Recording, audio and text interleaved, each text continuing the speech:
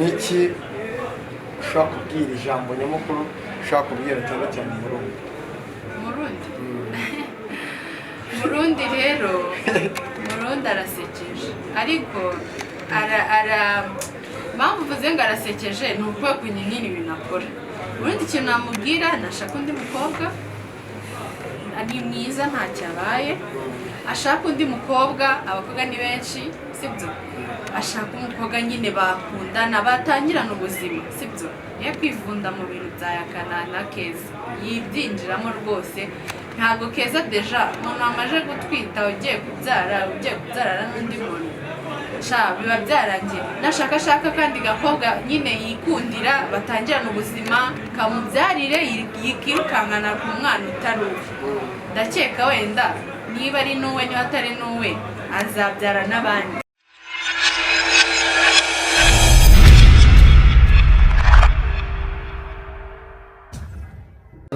Kameramani nyine iyo nzo mwerekana bamwe ngo ni bisanzwe ni ibisanzwe nyine no si bisanzwe yakora imyenda abona wambaye neza ko of course nyine ni bisanzwe nk'umuntu yiberera muri Amerika utegura n'ibyambere ariko uragaragara nk'umuntu w'umusilamukazi wujuje ibyangombwa. Ndi umusilamukazi n'ubundi as you see tuba tugomba kwambara tukikwiza nyine si ubibona kabisa. Ubundi abadukurikiye sharia y'idini ya Kisilamu nuko umukobwa w'umusilamu nyawe agomba kwikwiza ahantu hose kabisa akahapfuka agasigara mu maso muri rusange. Cyane rwose nyine ibintu bishobora kutarangaza umugabo uwo ari we wese ugomba kubyambara nk'umusilamukazi ubundi niyo mahame. Yego. Iki kiganiro abagikurikiye yari kubonana na Murundi ariko ntabwo telefoni yaje gutworera ngo tumubone, ariko nanone mu minsi iri imbere barabonana. Hanyuma umaze igihe kingana iki mu Rwanda? Ubu ngubu ni nk'ukwezi kugezemo ngezina. Ntabwo twahise tubonana ariko nagomba kuruhuka kugirana umwanya na famiye then tukabonana.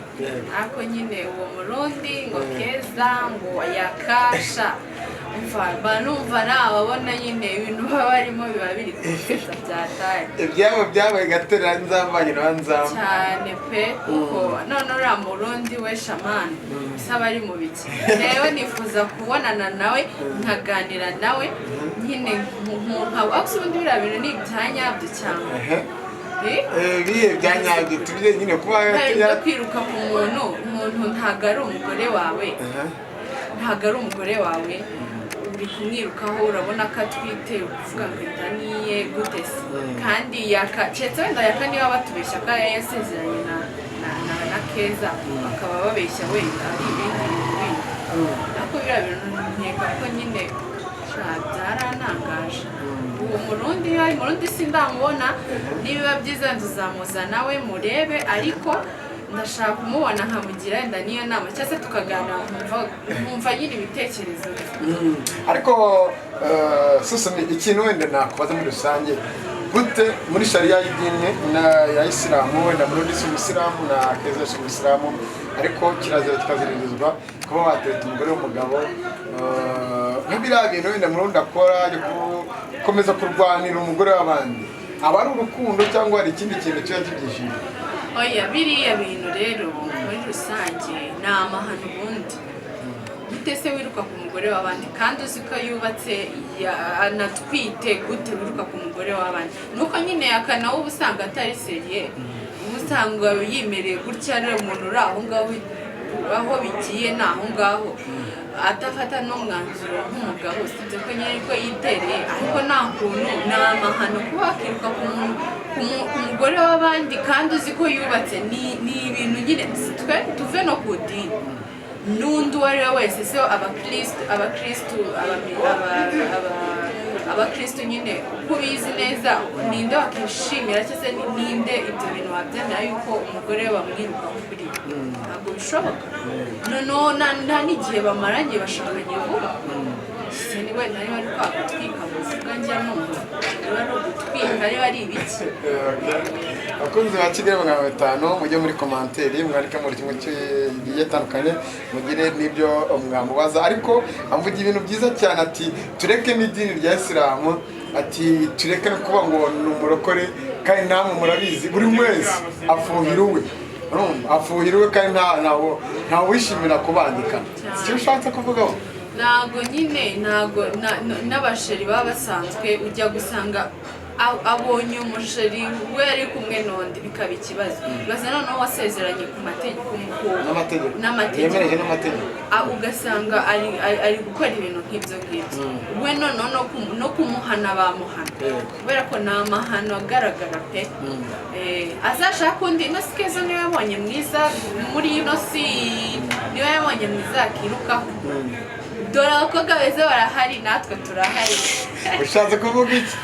ushatse kuvuga ko nyine abakobwa benshi bahari beza se muronda guterese bamwe why not se namukunze nta twakunda ariko ni n'umutipe umwana w'umusore w'umukobwa ntabwo ari mubi sibyo na Keza si mubi ariko ntabwo Keza ariyo mukobwa kuri ino si mwiza yakirirwa yirukaho yakirirwa ataha umwanya buryo yarinda yiruka umugore w'abandi yavuga barahari beza yakunda kandi bashobokana sinzi impamvu ari kwiruka kurera umukobwa rwose wagize uti njyewe mfite kuba naraje mu Rwanda mfite hafi ukwezi mfite kubonana nabo mfite kubaganiriza bigaragare ko umunsi wahuye na Murundi cyangwa na Keza ibibazo byinshi uzababwira bizaba birenze nzababaza ibibazo byinshi kumva kandi nyine ubwo nyine hari ukuntu umuntu umugira inama cyangwa umuganiriza wenda kuko nk'ubu ibintu umuntu akaza agakoresha interview cyangwa ukabona iki ubundi ubyemera iyo uri kumwe n'umuntu iyo uri kumwe n'umuntu ako kanya nibwo umenya nyine uwo ari we ibyo atekereza ibyo yifuza buri kimwe nyine wenda niduhura tukaganira nibwo nzamenya ngo bino bimeze gutya bino bimeze gutya niba ari izo nama nzibagire kandi niba no kumureka niba afite ubwo bushobozi bwo kumubwira ndakumva nabyo nzabikora Murundi yagize ati njyewe waranabikurikiranye ati Keza yaje konsura i Burundi Keza ndamutenda twite umwana wanjye ariko Keza akavuga ati umwana amenywa na se kuko njye nubwo umugabo nubwo nagusura ibyo dukora umwana amenywa na se ahangaha ntabwo byaba ari ukwirya indimi hagati kuri Keza kuba yarabuze amahitamo gusobanura ise w'umwana Keza nawe urumva umwana amenywa na se gutese ahubwo nyina niwe umenya umwana nyiriwamuteye kubera ko nta kuntu umugabo ntabwo apfa kubimenya niba uhura n'abagabo benshi sibyo uramutse uhura n'abagabo benshi ntabwo Keza yapfa kubimenya ntabwo umugabo yabimenya wasanga ndari n'uwo Murundi tutanabizi wenda atari uwa Yaka kuko Yaka nawe ni birebire nawe ni umuntu uri aho ngaho sinzi ikibazo yagiye mu bandi bagore sinzi yasomanye na Shadibu sinzi ari mu ndaya sinzi agaragaye we mu kwezi kabiri ahubwo ni hano tumana none umugore aguciye cyane rwose ariko Keza ubwo bazamubaze papa w'umwana niba yaravuze ko ari Yaka ni Yaka niba kuko Keza afite ubushobozi bwo kubeshya ko ari uwa Yaka cyangwa se uwa Murundi ahubwo twe ntabwo tuzi ukuri waho kuri Keza niwe uzi ukuri ahantu kuri abadukurikiye impamvu twabibanzeho cyane nuko muri mwe mu byamuzanye i Kigali nibyo ngibyo wenda turaza nanone tubivuga mu kanya ariko twongere wenda tugaruke kuri business za uri umwana w'umukobwa ntafite imyaka myinshi bibaje kwenda kukureba simbizi watangiye bijyanye na business umwanya ryari cyangwa business ku mugore wabitangiye ryari njyewe ubundi kuva kera natangiye kujya nkurikirana ibintu bya mama nawe ni umuntu ukunda gukora cyane najyaga nyine ndeba ukuntu nyine akora cyane nyine nkavuga ati reka wenda njye mufasha njye ngenda musimburirireho umusigarireho ibintu nk'ibyo nyine sasa nanjye nkora noneho nkunda ibintu bya make-up nkunda ibintu nyine byo kujya nsiga abantu nyine nkikiri inaha nyine mbona n'ibintu byo gucuruza nyine bitangiye kuza ariko bwa kabiri nyine ntangiye nko kugira maze kurangiza segonderi nagize amahirwe njya Tanzania nyine kurangura ndangura ibintu bike bike ngenda ncuruza ntangira no ku mafaranga make cyane nk'ibihumbi 100 urabizi ibihumbi 100 by'inaha kugeza hariya Tanzania ni nk'ibihumbi 200 gutyo kandi havamo ibintu byinshi ntangira ncuruza gutyo bigera aho ngaho nyine ngira andi mahirwe njya hanze njya aho ngaho nyine hanze ntangije nyine naho mbona ntago wahaba gusa gutya gusa mbona nyine ubushobozi butari wenda bwinshi cyane avuga ati reka njye nzana ibintu bya hariya nze ncuruze hano cyangwa byohereze bansigarireho gufungura nyine ahantu bazajya babisanga nyine nka canga urabizi kugira ngo ubohereza ibintu hano ni ibintu biba bitoroshye cyane aho ati wenda nzaza mvanga Kenya Tanzania bajye barangura bazane bacuruze hano nyine ibintu bigenda bigenda neza urabizi niyo waba hariya ukagira utubizinesi tumwe na tumwe hano birafasha ubwo ubimazemo nk'igihe kingana iki wenda utangiye uwo mushinga urumva wabanjije no mu Rwanda bya Tanzania n'andi agiye atandukanye dufata rutemikire bigira muri Amerika hashize nk'igihe kingana iki umva hashize nk'imyaka nk'ine mbikora nahise ntekereza nyine gushinga akaduka k'imyenda inkweto ibintu nk'ibyo ntekereza n'ibi bintu cyane cyane n'icyanzanye cyane nyine natekereje ibintu bya cano cyane kuba washinga nka cano runaka kuko nabonye ari ibintu byiza unyuzaho ibintu nyine nabonye ari ibintu byiza muri rusange nayo ndavuga ati reka nze nayo mbe nashaka umuntu wamfasha ibe yabaho bihuza n'iduka ryanjye wenda Kigali 500 badukurikiye izo bizinesi ze turaza no kubibereka ni kuki wenda baraza kubibona mukanya mu biganiro mu kiganiro turagirana kuki wahisemo gucuruza inkweto z'abadamu gucuruza imigitandiyo kwanza je ntabwo mbizi bisobanura n'imitima turarebamo hano kuki byahisemo kuvuga ati iyi business ariyo nkora mbonaga ari byo bikundwa ukugurwa cyane ko se bigaragara ko ari nka abadamu b'Abasilamu wenda bireba cyane ko abakristo wenda hari ababikunda n'abatabikunda kuki byahisemo impamvu nabihisemo siko nibanze nyine ku Basilamu cyangwa se iki kuko urabizi neza nibanze ku gitsina gore cyane igitsina gore urabizi gikunda utuntu nyine bakunda kwambara neza bakunda nyine utuntu twa buri kanya urabizi umuntu w'umugabo iyo yaguze ishati n'ipantaro akumva afite wenda amapantaro 3 biba bihagije kuri we ariko abamama bahora nyine bifuza guhindura kwambara gusa neza kandi urabizi gusa neza ni byiza no ku mudamu aba ari sawa cyane nicyo kintu cyatumye nibanda ku bakobwa abadamu ku gitsina gore navuga ati reka nshinga ibintu by'abamama cyangwa se by'abakobwa ntabwo nahereye ariko n'abakristo ntabwo nabibagiwe birimo gusa n'abagabo ndashaka kubizanamo kuko urumva iyo bivangavanze niyo utabonye hariya hari undi w'umugabo uza akakugurira gutyo nuko nyine nabitekereje ariko cyane ibyiganje cyane ni iby'abakobwa kubera ko bakunda nyine gusa neza cyane kurenza abagabo haryo ubu amazina y'iyi myenda baba bayita gute aya makanzu dusobanurira harimo amadila imigitandiyo amatise tucuruza nyine detaye inkweto n'ibindi nyine birimo bigiye bitandukanye nyine buri muntu wese arisanga pe yaba ari umukristo umusilamu wese arisanga subizi ko abamama badakunda no kwambara ibintu byo gusa n'iki cyokora utumenyi two ntatwo ngiramo ibintu by'ubumenyi iki n'ibiki ntabwo bigira hari ikintu yakomojeho kuri ibijyanye na YouTube kugira ngo umenye imishinga ye umenye gahunda ze ukuntu ziba ziteye ndetse no mu biganiro bigiye bitandukanye uranyarukira kuri Tofa 250 kandi subscribe share ndetse na comment hari n'abadamu batazi guteka nayo we n'abadamu batazi guteka mu nyabukiro muri kubabwirwa ndabeshya ntabwo beshya kuri tufaha nyine urumva iri duka ryitwa Tufaha's Collection. ngo ngwiki Tufaha's Collection. yego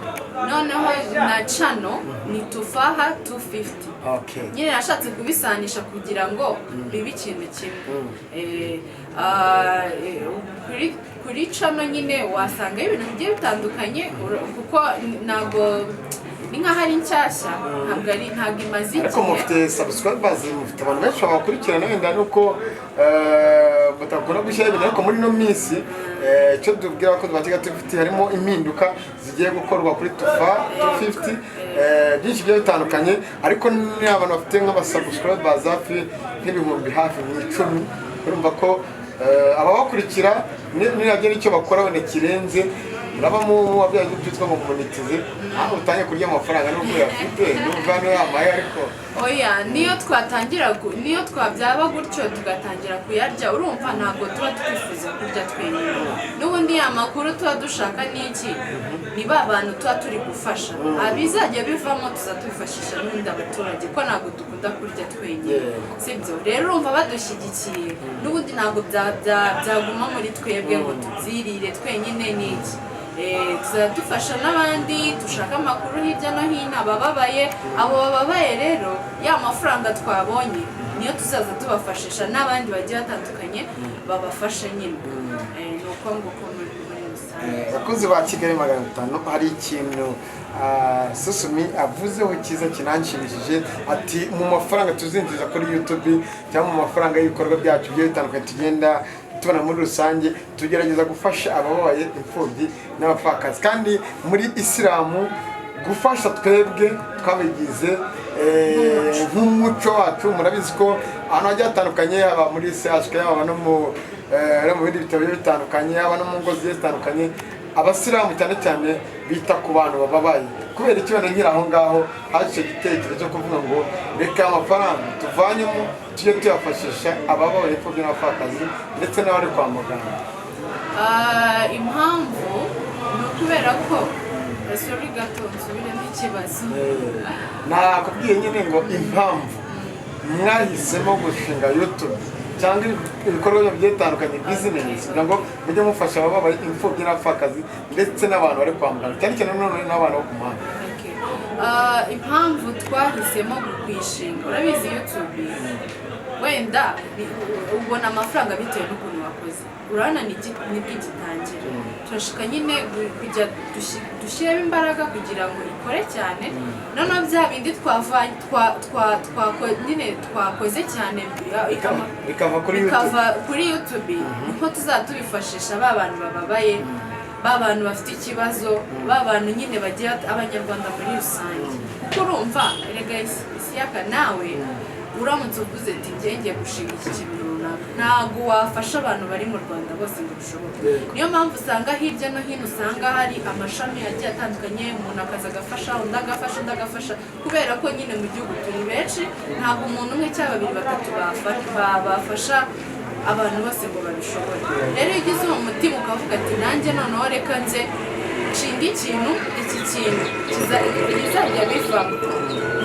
bizajya bifasha ba banyarwanda ni muri urwo rwego n'ibi ngibi byo kuvuga uko hari ibintu bigiye bitandukanye tugiye kuzaza tunyuza kuri ibiganiro nyine bigiye bitandukanye byinshi bazabireba bajye nyine bakanda subscribe n'akakazogera kugira bijye bibagirira igihe then bazajya babona ibintu bigiye bitandukanye kandi byiza birimo gufasha birimo guteka kugirana inama ni ibintu nyine byinshi cyane bazagenda babibona naho ngaho rero byaturutse ndavuga ati reka nze nshinge channel isani wenda izina rijya gusa n'iduka iyo channel mbese muri rusange niyo gufasha abaturage muri rusange bababaye nibyo ndi kukubwira iriya YouTube nyine ntabwo ariyo gufasha ntabwo ariyo kamara nyine cyane ngo niyo izajya gufasha abantu iki no mu buzima busanzwe ubundi tutuzwa yuko gufasha ari ibintu nyine by'ingenzi ukumva kandi ni nk'itegeko ni uko nyine gufasha uba usanga buri muntu wese uba usanga bimuremereye. Urabizi neza icyiza icyo ari cyo cyose ugikora ntabwo biba bigoranye, ariko no mu buzima busanzwe twagakwiye gufasha, kuko muri ino si harimo abantu bababaye cyane, bababaye kandi benshi. Reka gufasha ntabwo ari ukuvuga ngo utanze ngo amamiliyoni, ngo utanze ngo 500, ngo utanze nyine ibifaranga byinshi. n'ijana icyo wari ukajyaho mugenzi wawe ni ibintu by'agaciro cyane. Kandi ntabwo dukora kugira abantu nyine ngo baturebe, ngo kanaka ngo mfashe ngo ndebe, ngo kanaka ngo mfashe ngo ngabone ko ndi umuntu mwiza. Hoya, bikorewe n'umutima wawe, ubikore uvuga ati ngiye ntegereje igihembo ku Mana. Ugire nyine ibitekerezo byinshi byo kuvuga ati nafasha hano, nashinga iki kintu kugira kizafashe bariya, atari uko wowe ushaka ngo abantu ngo baze bakore ngo subscribe, bakore iki kubera ko umutima wawe ugomba gufasha n'ubundi, kubera ko ukeneye ibihembo ku Mana. Si ngombwa ngo ufashe mukanaka yandeze, cyangwa se ngo ugundire ibintu, cyangwa se ngo ugire iki, kuko nawe rega aka kanya ukuntu umeze ntabwo ari wowe wabihisemo. Impamvu habaho umukene n'ubabaye, umukire, uwishimye, ni ukugira ngo babandi bishimye cyangwa se abakire bafasha abakene. Akabenshi muri twebwe ntabwo tubimenya, ntabwo tubiha agaciro, kandi ni ibintu by'ingenzi. Okay, tukiri aho ngaho ariko nkwibariza akantu, buriya gufasha umuntu ukitwaza abanyamakuru ngo bafotore umuceri, bafotore amasabune, bafotore amata, bafotore ibintu byose bakoze, biriya bintu aba ari byo, nibyo kuri wowe urabyishimiye cyangwa ntabwo ubyishimiye? Shangiye rero kuri njyewe kuba wajya biterwa ubundi n'umutima w'umuntu. Niba mu mutima wavuze ngo ngiye gufasha nitwaje yuko aka kanya uri kumva ngo reka mbone views, reka bambone ko ndi umuntu mwiza, ngo reka bambone iki, tayari mu mutima wawe we n'Imana, kuko abantu rega ntabwo bamenya ikintu utekereza mu mutima. Wowe udininga n'Imana kubera ko niba iri kukubona mu mutima. Nujya gufasha rero wazana kamera utayizana, Imana izareba mu mutima. Mbese ni mu mutima w'umuntu ko wowe wabiteguye mu mutima wawe. Niba uvuze ngiye gufasha ari uko njyanye kamera bambone niyerekane, icyo gihe nta kintu uzabufashije, ntabwo Imana wenda izaguha bya byiza wari ukeneye, cyangwa se ibyishimire cyangwa ibishyiremo umugisha. Ariko nufasha uvuze ati ngiye gufasha ko mbikuye ku mutima, ko mbona ko ari ngombwa, ko mbona ari ingenzi, icyo gihe ibintu byawe bizanatera n'imbere bigere kure. Kubera iki? Wabikoze kubera bikwiye kandi ubona ko ari ngombwa, atari ugushaka kwiyerekana. Bwibwa benshi akumva bene byo, nimba ujya kubikora kugira ngo wamugana abantu babone ko wabikoze, wenda urimo uramamaza YouTube yawe, cyangwa urimo uramamaza wenda iduka rya boutique yawe n'ibiki, kugira ngo banagukandire subscribers, bene bavuga ngo nukugura za views, ariko mu mutima wawe ari bambone, ibyo byose ubikorera ubusa. Yewe numva neza ko niba mfashije umuntu nashobora kwerekana ko namufashije wenda kuri kamera, kandi njya no kumufasha numva ko n'umutima wanjye koko mfite impuhwe zo kumufasha. Tugeze ku musozo wenda w'ikiganiro, ariko mujye kuri Tufaha 250 ni Tufaha bisanzwe, ni Tufaha nyine 250 birafata, nyine ubyandika 250 bigafatana na rya zina. Ni Tufaha ariko ha na a irimo bitandikaho 250 Tufaha bisanzwe mu Kinyarwanda. Oya, ni Tufaha bitabiza byiza, ni Tufaha bisanzwe mu Kinyarwanda, ukandikaho 250 nyine bifatanye. Ntago harimo espace. Yego. Hanyuma gusura muri Amerika ngira ngo uramara igihe kingana iki naha, hanyuma nubuye gutumwa nanone zo kugenera abantu badukurikira mu biganiro byacu kuri Kigali 500, uze no kugira ibyo uza kumbaza ngewe bwanjye by'umwihariko?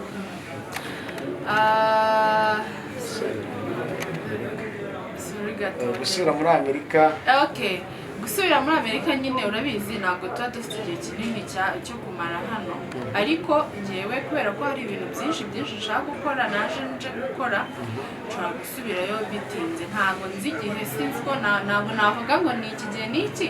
ariko ntabwo ari vuba aha ngaha. Mfite igihe kinini hano kubera ko mfite imishinga myinshi nshaka gukora, kandi nkamwe nk'abanyamakuru ndakeka ko muzamba hafi, ndakeka ko muzamba hafi nyine mukamfasha muri ibyo bintu byose nshaka gukora mbese ntabwo ari vuba ahangaha nkubwiye ko nzagenda iki ntabwo nkubeshye. nicyo ubwira noneho abakunzi ba Kigali 50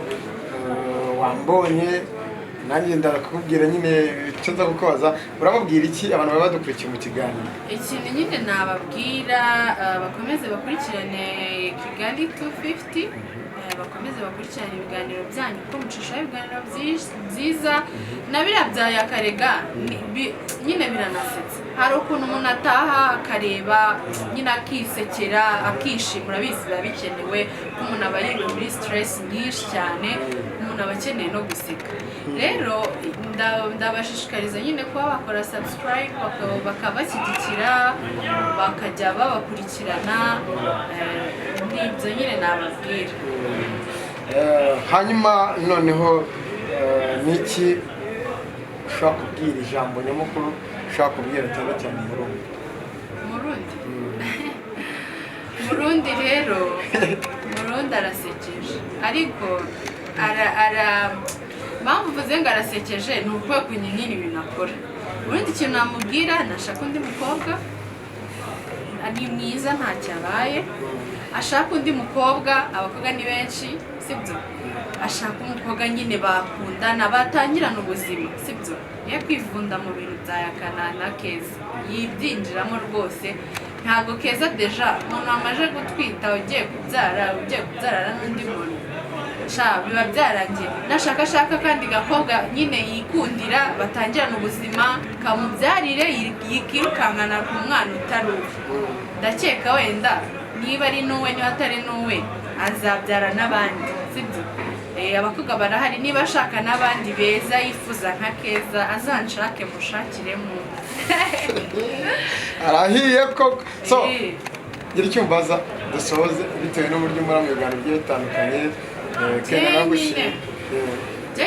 Ndumva no kuri nta kintu nakubaza ahubwo wowe kipira sibyo ukomeze ukore cyane ufashe uduhe ibintu byiza twishime amakuru yose nyine ugenda ushyiraho turayishimiye nyine kipira ukomeze utere imbere cyane. Reka tugushimire wenda umwanya duhe mu kiganiro nakagaruka ariko icyo ngusezereje Murundi mugomba kuzabonana Keza mugomba kuzabonana byose kuri Kigali tuvisit bazagira babikurikirana umunsi ku wundi. Shano kuri murakoze abo bantu bose cyane cyane Murundi na Yaka ni igisazi shawe abantu kuri zamonzanire musuze la Murundi na Keza bose nyine tuganire turebe ukuntu twagira n'inama se cyangwa se twamenyana kuko nabo ndabakunda cyane kabisa. Wakoze kwitabira ikiganiro ha Kigali 250. Murakoze namwe ndabishimiye cyane. So mwarakoze mwese mwamudukukiye mu kiganiro kuri Kigali 50. Icyo usabwa ni subscribe share ndetse na comment muri rusange. Of course nyine twaceke icyo iseka mananye umugabo udakina n'abana ukina n'ababizi. Ubutumwa bwanyu ni ingenzi kuri twebwe mu message kandi inama zanyu ni ingenzi. Subscribe share ndetse na comment. Ciao ciao.